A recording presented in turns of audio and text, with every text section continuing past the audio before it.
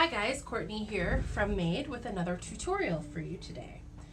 I'm going to show you how to make this cool tie-dye picture. So for this project you are going to need a couple of things. A white piece of paper, a black marker. A thicker one would be better because we're going to color all this space in with black. So if you have a bigger black marker, that would be great. And you need some color. You could use paint or marker for this. Another option would be colored pencils. I would try to stay away from crayon because crayon is made of wax and marker might have a little bit of a hard time on top of the wax. So the steps for this project are, first we're going to paint our background color. When we are painting colors like this on a piece of paper, we want to make sure that our colors blend nicely together. So in order to get that to work, you want to think of your color wheel. I'm sure a lot of you guys have seen this in your art classrooms.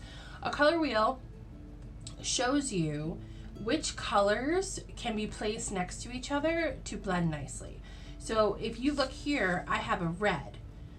Now if I didn't know what color to put next to my red to blend well, I could look at my color wheel and know that red sits next to orange and purple.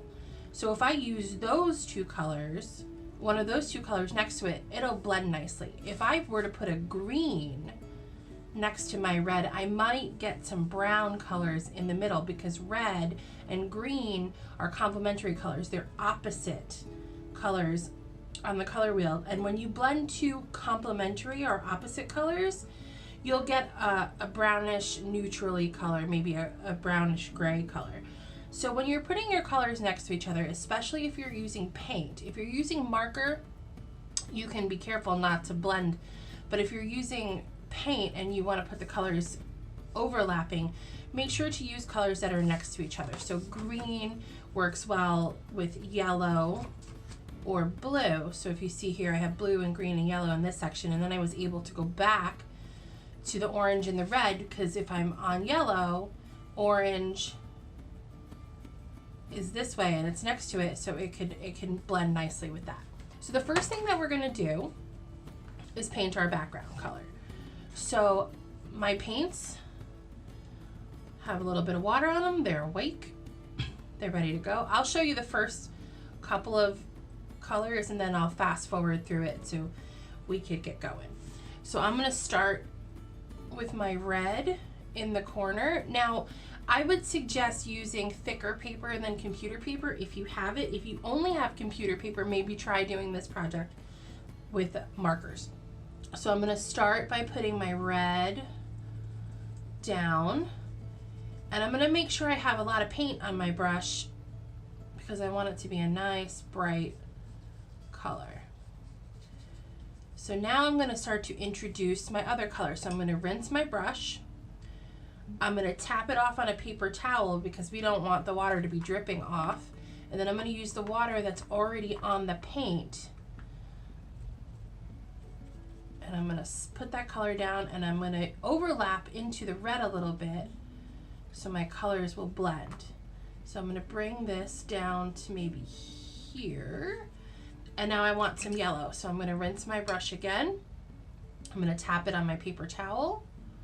I'm going to pick up some yellow and I'm going to start blending those colors together. Now I could see that I have a little bit of extra water on my paper. If you want to get rid of, if you have a big puddle or a big pool, you can use a paper towel and just place it down and that'll pick up some of the extra water. Because the extra water will make your colors lighter, but they'll also make your paper a little wobbly. I'm doing that. And what I'm also going to do is, because I know down here my orange needs to have a color underneath it, but I know that if I put any color other than red or yellow, it'll start to turn into a muddy color. So I'm going to take my yellow and I'm going to continue my yellow around the orange just to kind of get that set in that bubble. And now I could use my blues or my greens on the side of the yellow without mixing it into my orange.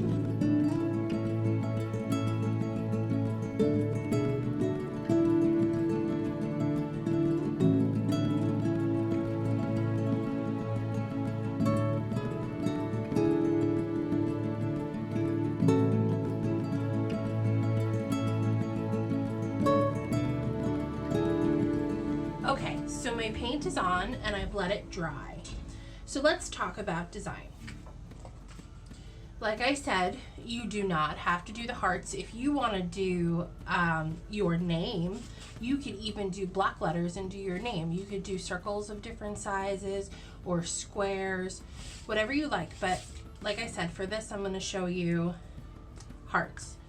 So all you're going to do is start with one bigger heart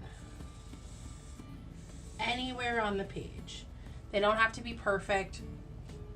There can be different shapes and sizes. Well, the shape is the same, but what I mean by shape is, so some hearts I have some smaller, wider ones, and then I have some longer ones. So the heart shape is the same in itself, but you could do longer, shorter, thicker, thinner hearts, or whatever shape you're using. So I'm going to fill this page up with hearts, and then I will show you the next step.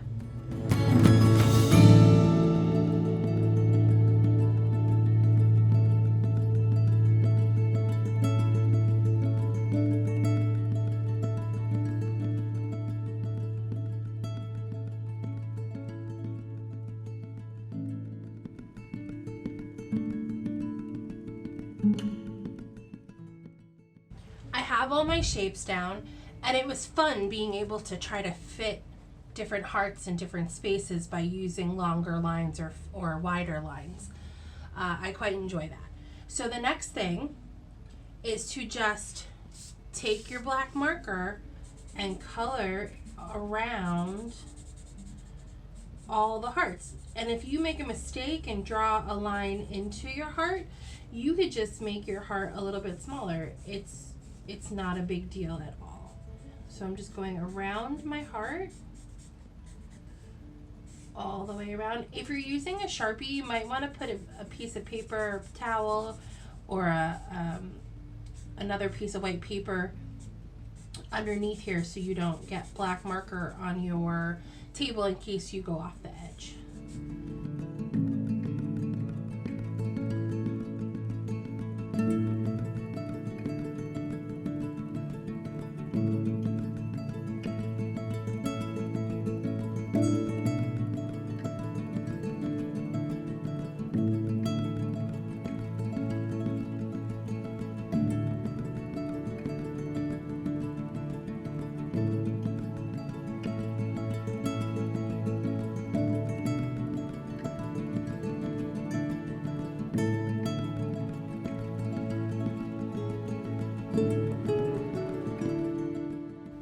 There we have it. Now I'm just going to go back over and look to see if there's any little spots sticking through. Not too bad. Or fix up the shape of any of my hearts if needed. And that's it. So I'd love to see what you guys create. Please share it with us, and we will see you next time. Bye.